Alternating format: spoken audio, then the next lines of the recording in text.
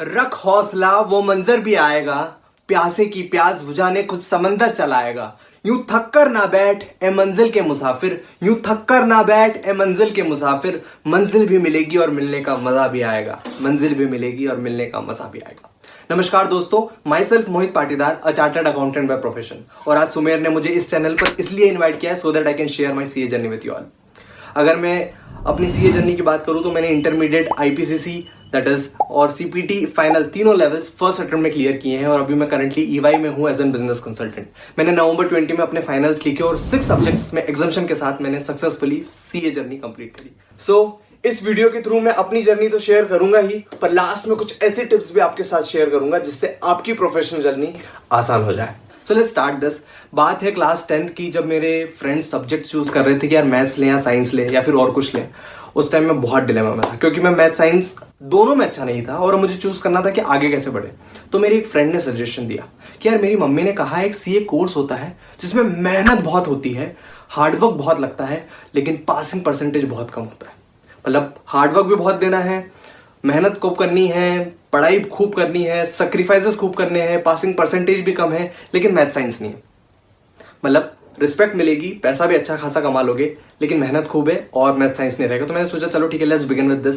तो class 10th में choose किया सब्जेक्ट कॉमर्स, सारे टीचर्स के अगेंस्ट जाके कि यार ठीक है मुझे सीए करना है। क्लास 11-12 में अकाउंटेंसी में वहीं से वर्क करना स्टार्ट कर दिया था। अकाउंटेंसी मेरी अच्छी भी हो गई थी फिर, लेकिन बार बार जब मैं सीनियर्स का सुनता था कि यार बार बार उनको कंटिन्यूसली अटेम्प्ट लग रहे हैं आईपीसीसी में फाइनल में, तो डिमोटिवेशन बहुत होता था कि जो चीज मैंने सोच रखी है बनने की वो मेरे सीनियर्स नहीं कर पा रहे, बीइंग 95-93% स्कोर करने वाले सीनियर्स। तो उस टाइम बहुत डिमोटिवेशन लगता था, लेकिन फिर भी सोचता था कि यार चलो ठीक है अब ठान लिया तो करना है, क्योंकि सब सीए साहब जो बुलाते थे, सीए साहब कहते थे सीए साहब, तो अब ऐसा था कि यार अब अंदर से करना ही पड़ेगा क्योंकि कैसे जवाब देंगे। और फिर मन में आ गया था कि करना ही है। आज भी याद है जब क्लास 12th के मेरे last exam that is economics 31 मार्च 2016 का था और 1 अप्रैल 2016 को मैंने सीपीटी स्टार्ट कर दी थी, इंदौर जाना स्टार्ट कर दिया था। 2 से 3 महीने कंटिन्यूसली क्लासेस चली, मतलब संडे को भी क्लासेस रहती थी हमारी, क्योंकि केवल 3 महीने बाद सीए फाउंडेशन कहते हैं जिसको आप सीपीटी कहते थे, तब मेरी क्लास एग्जाम थी और 3 महीने continuously without taking a break 15 से 20 दिन की सेल्फ स्टडी के बाद मैंने सक्सेसफुली सीपीटी क्रॉस करी।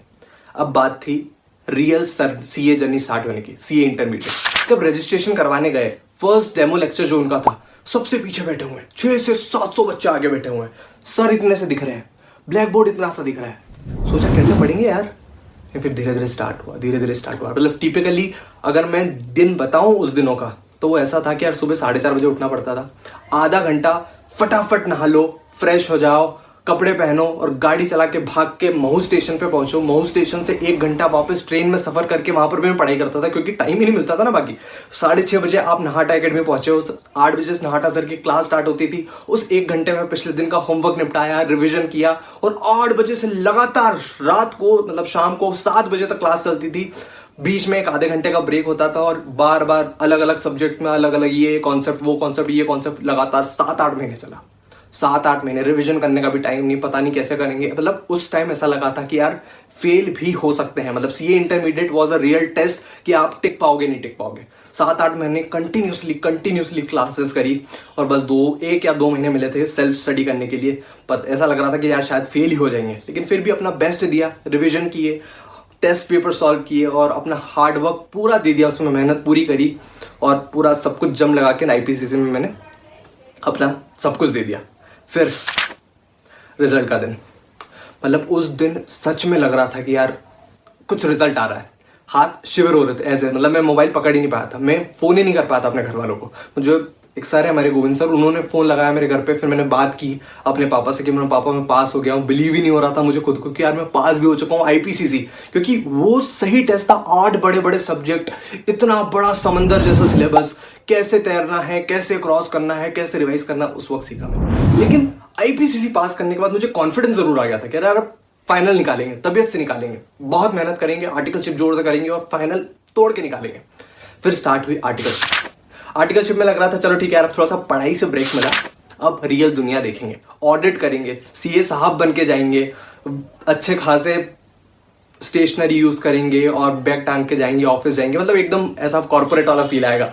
स्टार्ट किया, 1-2 महीने मजा आया, काम भी अच्छा लग रहा था, लेकिन तब पता चला भाई क्लासेस भी करनी है सुबह शाम, मतलब सुबह 3 घंटे क्लास, शाम को 3 घंटे क्लास, और बीच में 8 9 10 घंटे जितने बच्चे आपकी है ऑफिस।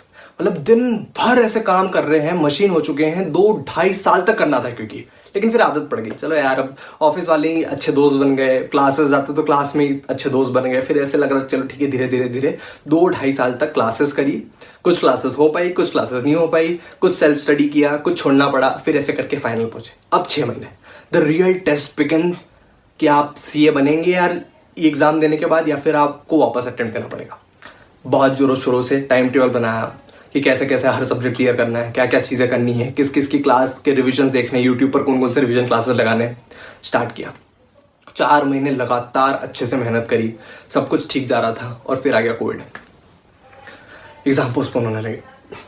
एग्जाम पहली बार जब पोस्टपोन हुआ तो अच्छा लगा था कि चलो ठीक है यार, 1 महीना मिला, वैसे भी सिलेबस नहीं हो पा रहा था तो 1 महीना मिला, अब और अच्छे से प्रिपेयर करके देंगे। 1 महीना निकला, पढ़ाई करी, फिर और कोविड बढ़ने लग गया, फिर दूसरा पोस्टपोनमेंट हुआ। फिर अब डर लगने लग गया यार, क्योंकि सामने वाला इंसान 7 से 8 महीने तक लगातार पढ़ के आ रहा है, पढ़े जा रहा। अब ऐसा लग रहा था प्लीज एग्जाम ले लो यार, जो भी एग्जाम ले लो, पास फेल देखा जाएगा, एग्जाम ले लो। दूसरा पोस्टपोन, फिर तीसरा पोस्टपोन, फिर चौथा पोस्टपोन, ऐसे करके टोटल 4 पोस्टपोनमेंट के बाद हमारी एग्जाम फाइनली दिसंबर 2020 में हुई।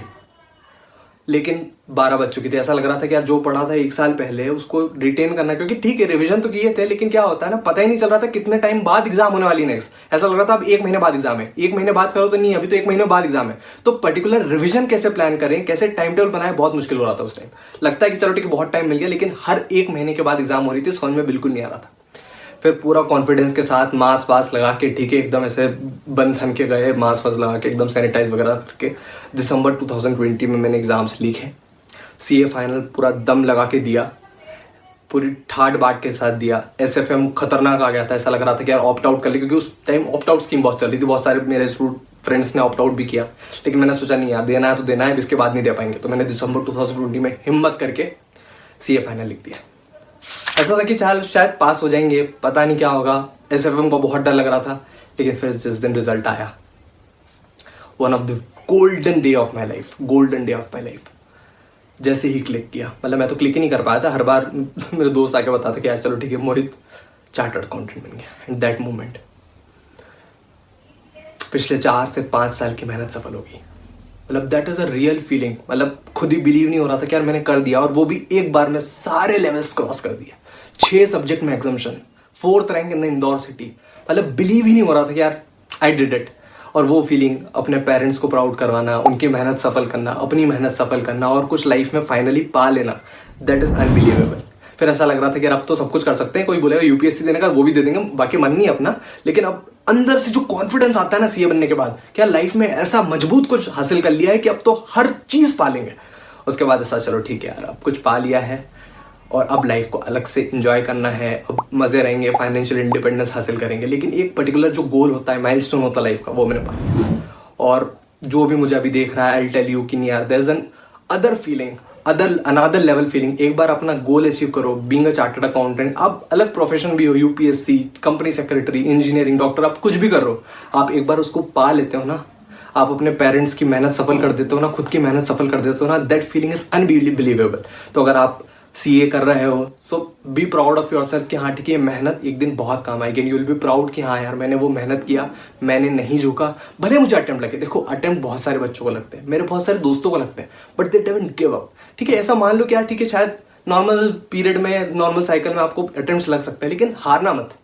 या तो तुम सीखोगे या तो तुम जीतोगे, या तो तुम सीखोगे या तो तुम जीतोगे, पर हारना कभी मत। इंसान हारता कभी नहीं, या तो वो सीखता है या फिर जीतता है। तो लगे रहो, B proud of yourself कि आप एक ऐसे कोर्स कर रहे हो जिसमें पासिंग परसेंटेज बहुत कम है, लोग आपके दोस्त आपके मजे कर रहे होंगे, पार्टीज कर रहे होंगे, दोस्तों के साथ एंजॉय कर रहे होंगे, लेकिन आप इस पीरियड को सेक्रीफाइस करके बहुत गोल्डन फ्यूचर अपने आप के लिए क्रिएट कर रहे हो।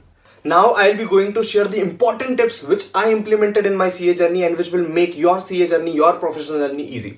First, consistency. बहुत इंपॉर्टेंट हो जाता है कि आप उसी रफ्तार से भागें जिस रफ्तार से आपने शुरू किया है। बहुत सारे बच्चे स्टार्ट तो करते हैं, बट जब तक एग्जाम आता है, क्योंकि प्रिपरेशन टाइम बढ़ा है, सेल्फ स्टडी टाइम बढ़ा है, और उस टाइम में कंसिस्टेंसी बहुत इंपॉर्टेंट हो जाती है। Second, revision test papers, exam test papers, mock test papers. आपको एग्जाम 3 घंटे का टाइम लेकर खुद को बैठकर लिखना ही पड़ेगा। अगर आपकी राइटिंग स्पीड अच्छी है तो मिनिमम एक पेपर सॉल्व करके जाइए। अगर आपकी राइटिंग स्पीड अच्छी नहीं है, आप प्रिपेयर करने अच्छे से आपको नहीं पता है, तो आपको सही टाइम टेबल बनाना पड़ेगा अपने revision test papers writing speed check करने के लिए, ताकि आप उस 3 घंटे में, इंपॉर्टेंट 3 घंटे में अच्छे से खुद को रिप्रेजेंट कर पाए एग्जामिनर के सामने कि हाँ, मुझ में काबिलियत है। तीसरा है hard work. There is no shortcut to hard work. Smart work is an by product of hard work. आपको मेहनत करनी ही पड़ेगी, जान लगानी ही पड़ेगी। चीजें आपकी लाइफ से मिस होगी, बट लगे रहिएगा और आप आखिरी में, अंत में आप देखेंगे कि हाँ यार, ये हार्ड वर्क मुझे पे ऑफ कर गया है। Fourth, revision. The number of revision you will give, the more easy your journey will become. जितने रिवीजन आप प्लान कर सकते हैं करिए, क्योंकि रिवीजन ही है इस बड़े से कोर्स को छोटा बनाता है। जितने रिवीजन आप करेंगे, आप देखेंगे कि आपका इस वाला रिवीजन पिछले वाले रिवीजन से काफी बेहतर है। आप अच्छे से कॉन्सेप्ट समझ पाएंगे और अच्छे से खुद को एग्जाम में प्रेजेंट कर पाएंगे। सो बी कंसिस्टेंट, पेशेंटली, कंसिस्टेंटली अपना काम करो और आप एक दिन अपना ड्रीम जरूर अचीव कर लोगे। ट्रस्ट मी, आप एक दिन अपना ड्रीम जरूर अचीव कर लोगे। So thank you. मैं अपने चैनल की भी लिंक डिस्क्रिप्शन में दे रहा हूँ। अगर आपको सीए रिलेटेड कुछ भी स्टाफ टॉपिक सुनने हो तो आप वहाँ पर जाकर मुझे सब्सक्राइब कर सकते हैं। मैंने अभी कुछ वीडियोस ऑलरेडी डाल चुकी है। आप सुमेर के भी चैनल को सब्सक्राइब करें, बिकॉज मैं देखता हूँ ये भी बहुत अच्छा मेहनत करता है लड़का और अच्छे अच्छे वीडियोस लाता रहता है। और सबसे इम्पॉर्टेंट, अपना काम करते रहो, मेहनत करते रहो, लोगों की मत सुनो, बस आगे बढ़ते रहो। All the best.